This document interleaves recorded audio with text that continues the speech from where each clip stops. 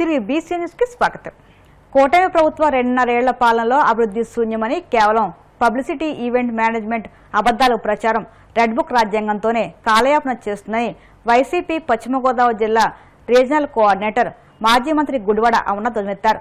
Visakhapatnam YCP కార్యాలయంలో నిర్వహించిన media సమావేశంలో ఆయన మాట్లాడుతూ సాక్షాత్తు ప్రధాని మోదీ సమక్షంలోనే సీఎం చంద్రబాబు కూటమి నాయకులు ఒకటే అబద్దపు స్క్రిప్ట్ చదువుతూ క్రెడిట్ చోరీ పాల్పడ్డారని మండిపడ్డారు. 2019కి ముందు కేవలం ఎన్నికల గారడీ కోసం శంకుస్థాపన చేసిన చంద్రబాబు ఇప్పుడు భోగాపురం ఎయిర్పోర్టుకు కొబ్బరికాయ కొట్టి గుమ్మడికాయ కట్టి తమదే ఘనత అని చెప్పుకోవడం హాస్యాస్పదమని వ్యాఖ్యానించారు. శ్రీ వైఎస్ జగన్మోహన్ రెడ్డి గారి మీద విమర్శలు చేసేటువంటి దానికి ఆ వేదికను వాడుకున్నారు. సరే, విమర్శలు చేయడం అనేటువంటిది వాళ్ళకి సర్వసాధారణంగా గడిచినటువంటి 2 సంవత్సరాలుగా వాళ్ళకి ఏ వేదిక దొరికినా జగన్నామ స్మరణ అనేటువంటిది వారు చేస్తున్నటువంటిది మనందరం కూడా చూస్తూ ఉన్నాం. కానీ సాక్షాత్తు ప్రధానమంత్రి గారి ముందు కూడా అబద్ధాలు చెప్పడానికి వెనకడుగు వేయలేదు. ఇంకా దేశ ప్రధాని ముందే అబద్ధాలు చెప్పినటువంటి దానికి ధైర్యం చేసినప్పుడు ప్రజలకు ఎన్ని అబద్ధాలు చెప్తున్నారు అనేటువంటిది కొత్తగా చెప్పాల్సినటువంటి పని లేదు. కావాల్సినటువంటి అప్రూవల్స్ కానీ ఎవరి పాత్ర ఏంటి, ఎవరు దీనికి పూర్తిగా సహకరించారనేటువంటిది ప్రజలు కూడా అన్ని వాస్తవాలు కూడా తెలుసుకున్నారు. నిన్న చంద్రబాబు నాయుడు గారు మాట్లాడుతూ కొబ్బరికాయ కొట్టింది నేనే, గుమ్మడికాయ కట్టింది నేనే అంటున్నాడు. ఎస్, ఇవి రెండే మీరు చేశారు. మధ్యలో మిగిలిన పని అంతా కూడా జగన్మోహన్ రెడ్డి గారు చేశారు. కొబ్బరికాయ కొట్టడానికి గుమ్మడికాయ కట్టడానికి ముఖ్యమంత్రి అవసరం లేదు. ఎవరైనా కట్టేస్తారు. దారిని పోయినోడు ఎవరైనా కట్టేస్తాడు. కొట్టమంటే కొబ్బరికాయ కొట్టమంటే ఎవరైనా కొడతాడు, గుమ్మడికాయ కట్టమంటే ఎవరైనా కట్టేస్తాడు. కానీ భోగాపురం ఇంటర్నేషనల్ ఎయిర్పోర్ట్ కట్టింది మాత్రం జగన్మోహన్ రెడ్డి గారే అనేటువంటిది ప్రజలు వాస్తవాలు తెలుసుకున్నారనేటువంటి విషయాన్ని చంద్రబాబు నాయుడు గారు గుర్తుపెట్టుకోవాలి. 2019లో తెలుగుదేశం పార్టీ ప్రభుత్వం గద్దె దిగిపోయేటువంటి సమయానికి జగన్మోహన్ రెడ్డి గారు 2019లో ముఖ్యమంత్రిగా బాధ్యతలు తీసుకునేటువంటి సందర్భంలో 2700 ఎకరాలకు గాను సేకరించినటువంటి భూమి కేవలం 270 ఎకరాలు మాత్రమే. 270 నుంచి 290 ఎకరాలు మాత్రమే, అంటే నాట్ ఈవెన్ 10%. మరి 270 ఎకరాలు 290 ఎకరాలు మాత్రమే మీరు సేకరించినటువంటి భూమితో అసలు మీరు శంకుస్థాపన ఎలా చేశారు? 2019లో చంద్రబాబు నాయుడు గారు భూమి లేదు, కాంట్రాక్టర్ లేడు, జిఎంఆర్ ఇంటర్నేషనల్ ఎయిర్పోర్ట్ ఇన్కార్పొరేషన్ లేదు, ఏది లేకుండా ఫిబ్రవరి 14, 2019ని చంద్రబాబు నాయుడు గారు శంకుస్థాపన ఏ ఉద్దేశంతో చేశారు? ఎవరిని మభ్యపెట్టడానికి చేశారు? ఎవరిని మోసం చేయడానికి చేశారు? ఇది వాస్తవం కాదా? భూమి లేక, కాంట్రాక్టర్ లేక, ఫైనాన్షియల్ క్లోజర్ లేక, క్లియరెన్స్లు లేక, ఏది లేకుండా చంద్రబాబు నాయుడు గారు శంకుస్థాపన చేశారు. అందుకని అన్న కొబ్బరికాయ కొట్టడానికి మీ శిలాఫలకం ఓపెన్ చేయడానికి ఒక తాపీ మేస్త్రిని మీ చేతి కొబ్బరికాయ ఇచ్చినోడు ఉంటే చాలు. మీరు ఇటువంటి శిలాఫలకాలు ఈ రాష్ట్రంలో ఉమ్మడి ఆంధ్రప్రదేశ్లో కొన్ని వేల శిలాఫలకాలు ఉన్నాయి. చంద్రబాబు నాయుడు గారు ఇలా తుప్పలు పట్టేసి, ఎందుకంటే ఆయనకి ఎన్నికల ముందు వారి ఎన్నికల అవసరాల కోసం ఇటువంటి శిలాఫలకాలు కొన్ని వందల శిలాఫలకాలు ఉమ్మడి ఆంధ్రప్రదేశ్లో వేసినటువంటి సందర్భాలు చూసాం. ఈ సందర్భంలో మేము ఆ రోజు 2019లో మేము అధికారంలోకి వచ్చేటువంటి సమయానికి 130 పైచిలకు లీగల్ ఇష్యూస్ ఉన్నాయి ఆ భోగాపురం ఇంటర్నేషనల్ ల్యాండ్ ఎక్విజిషన్ కి. 2020లో కోవిడ్ ని ఎదుర్కొన్నాం. మే 19, 2020 జిఎంఆర్ ఇంటర్నేషనల్ ఎయిర్పోర్ట్ ఇన్కార్పొరేషన్ అనేటువంటిది 2020లో జరిగింది. దానికి తగ్గ certificate of incorporation. Certificate of incorporation ఇది డాక్యుమెంట్.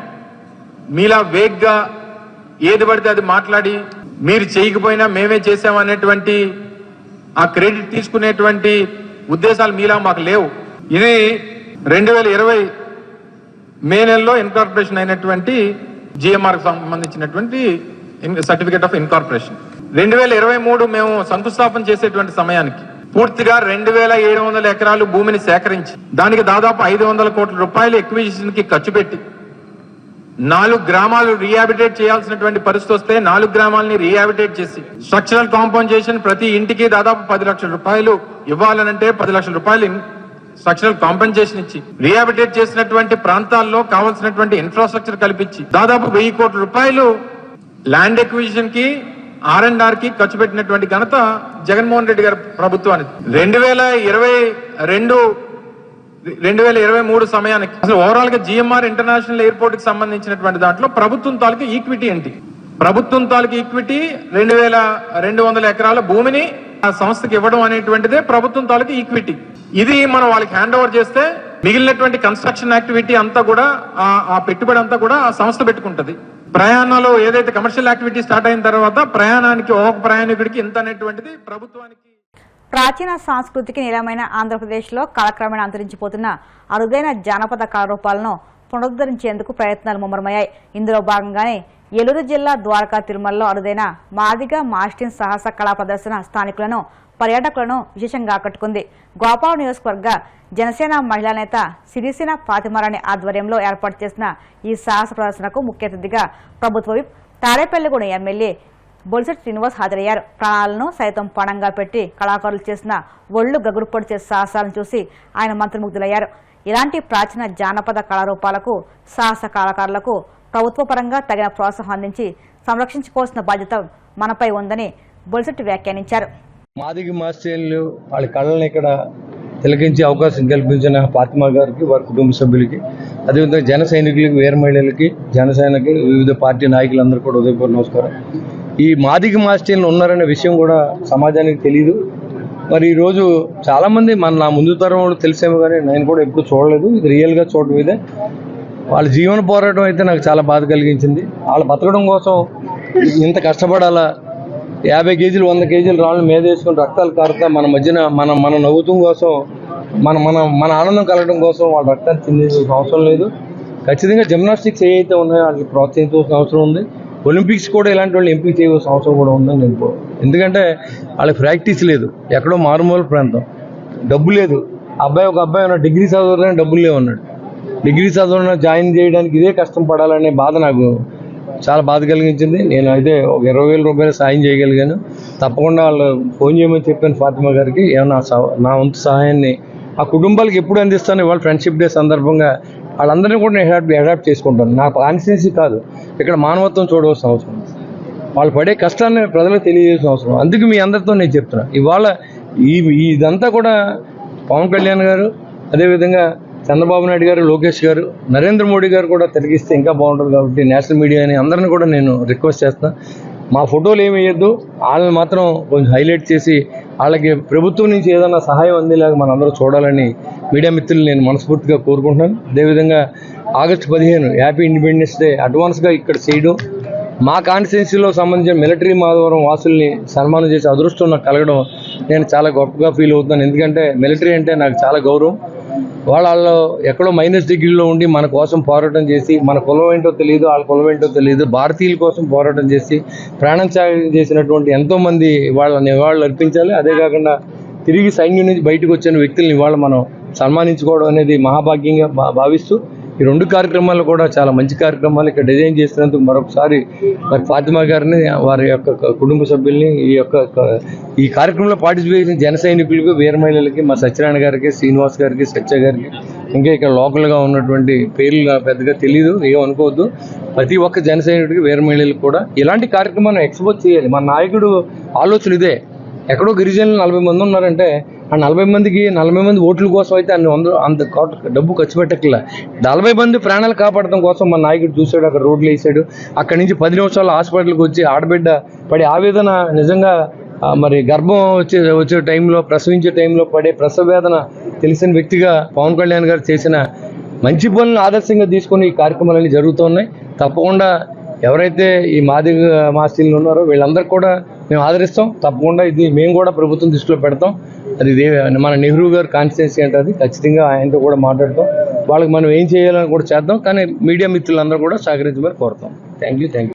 పశ్చిమ గోదావరి జిల్లా ఉండి గ్రామంలోని దేవుని గుడి దొడ్డి వీధిలో కొలువై ఉన్న నాంచారమ్మ తల్లి దేవస్థానంలో ఆషాఢ మాసాన్ని పురస్కరించుకుని మహిళలు అత్యంత భక్తి శ్రద్ధలతో అమ్మవారికి ఆషాఢ సారి సమర్పించారు. గ్రామంలోని మహిళలు పెద్ద ఎత్తున ఆలయానికి చేరుకుని అమ్మవారికి పండ్లు, కొబ్బరికాయలు, పసుపు, కుంకుమ, చీరలు, మిఠాయిలు తదితర మంగళ ద్రవ్యాలతో సారె సమర్పించి ప్రత్యేక పూజలు నిర్వహించారు. ఈ సందర్భంగా ఆలయ ప్రాంగణం భక్తులతో కిటకిటలాడింది.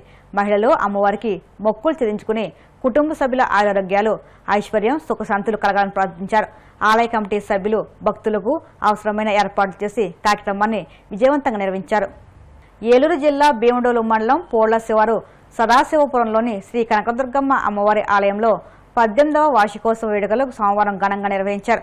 తెల్లవారుజాము నుంచి ఆలయంలో అమ్మవారికి ప్రత్యేక పూజలు నిర్వహించారు. వివిధ రకాల కూరగాయలు, పండ్లతో అమ్మవారిని శాకంబరి దేవిగా అలంకరించారు. వేడుకల్లో భాగంగా గ్రామ మహిళలు, ఆడపడుచులు అమ్మవారికి సారె సమర్పించడం ప్రధాన ఆకర్షణగా నిలిచింది. స్థానిక వినాయక ఆలయం నుంచి మేళతాళాలు, మంగళ వాయిద్యాల నడుమ స్వీట్లు, పండ్లు, పసుపు కుంకుమ, చీరలు, గాజులతో కూడిన సారెను గ్రామోత్సవంగా తీసుకువచ్చి అమ్మవారికి భక్తి శ్రద్ధలతో సమర్పించారు. సదాశివపురం గ్రామంలో చేసినటువంటి శ్రీ కనకదుర్గ అమ్మవారి 18వ వార్షికోత్సవ మహోత్సవం ఈరోజు అంగరంగ వైభవంగా జరిగింది. ఈరోజు ఉదయం అమ్మవారి గుడి వద్ద విశేష పూజలు, అలాగే అమ్మవారు కూరగాయల అలంకరణతో శాకంబరి దేవిగా అమ్మవారు భక్తులందరికీ కూడా దర్శనం ఇవ్వనున్నారు. ప్రతి సంవత్సరం కూడా ఇదే రోజున అంటే ఆగస్టు నెల 3వ తారీఖున అమ్మవారి యొక్క సారి ఆషాఢ మాసం సందర్భంగా అమ్మవారికి సారి గ్రామంలోని ప్రజలందరూ కూడా, ఆడపడుచులు అందరూ ప్రతి ఒక్కరు కూడా సహాయ సహకారాలతో అమ్మవారికి సారి సమర్పించడం జరిగింది. గ్రామస్తులందరికీ కూడా ధన్యవాదాలు తెలుపుకుంటున్నాండి. ముందు అందరికీ కూడా ఒక్కరూ కూడా ఎవరో మాట కాదనుకోకుండా ఈ సారి ప్రోగ్రామానికి కానీ, వార్షికోత్సవ మహోత్సవాలకు కానీ అందరూ కూడా మన గ్రామస్తులు, కమిటీ సభ్యులు, కమిటీ మేనేజ్మెంట్కి అందరూ కూడా సహకరిస్తున్నారు. మాకు ముందుగా పెద్దల నుండి వెనకాల ఇలా జరగాలి, ఇలా చేయించాలని అందరూ సహకారంతో ఈ బయట చందాలు వసూలు చేయకోకుండా ఎవరిచ్చిన రీతిలో వాళ్ళు తీసుకుని ఆడబడుచులు కానీ, మన అక్క చెళ్ళు అందరూ కూడా తలకొని తీసుకుని మన గ్రామంలో ఈ వార్షికోత్సవం సందర్భంగా సారి ప్రతి సంవత్సరం కూడా ఇదే రూపంగా జరుపుకుని మళ్ళీ అన్ని అమ్మ దయ వల్ల ఇక్కడి నుంచి మన నెత్తి భవనం కూడా తీసుకెళ్లాలని ఆలోచనతో ఉన్నాం. కనుక వచ్చే సంవత్సరం కూడా ఈ కార్యక్రమంతో పాటు ఆ అమ్మక దయ వల్ల భవనం కూడా తీసుకెళ్లవలసి ఉంటుంది. కలియుగ ప్రత్యక్ష దైవం తిరుమల శ్రీ వెంకటేశ్వర స్వామి వారిని భారత స్టార్ క్రికెటర్ హార్దిక్ పాండ్యా దర్శించుకున్నారు. వీఐపీ గ్రామ దర్శన సమయంలో స్వామివారి సేవలో పాల్గొని మొక్కులు చెల్లించుకున్నారు. దర్శనానంతరం వీరికి రంగనాయకుల మండపంలో వేద పండితులు వేదాశీర్వచనం అందించగా ఆలయకల స్వామివారి తీర్థప్రసాదాలు అందజేసి పట్టువాసం సత్కరించారు. వార్తలు ముగించే ముందు ముఖ్యాంశాలు మరొక్కసారి. నెల్లూరు సిటీలో ఆధునీకరించి నూతన పార్క్ను ప్రారంభించిన మంత్రి నారాయణ. కూటమి పాలనలో అభివృద్ధి సంక్షేమానికి సమ ప్రాధాన్యత ఇస్తున్నట్లు వెల్లడి.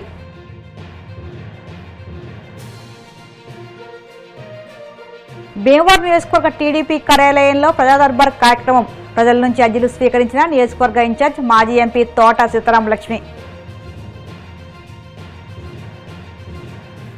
సాక్షాత్తు ప్రధాని మోదీ సమక్షంలోనే సీఎం చంద్రబాబు, కూటమి నాయకులు ఒకటే అబద్ధం స్క్రిప్ట్ చదువుతూ క్రెడిట్ చోరీకి పాల్పడ్డారు. మాజీ మంత్రి అమర్నాథ్ ధ్వజం.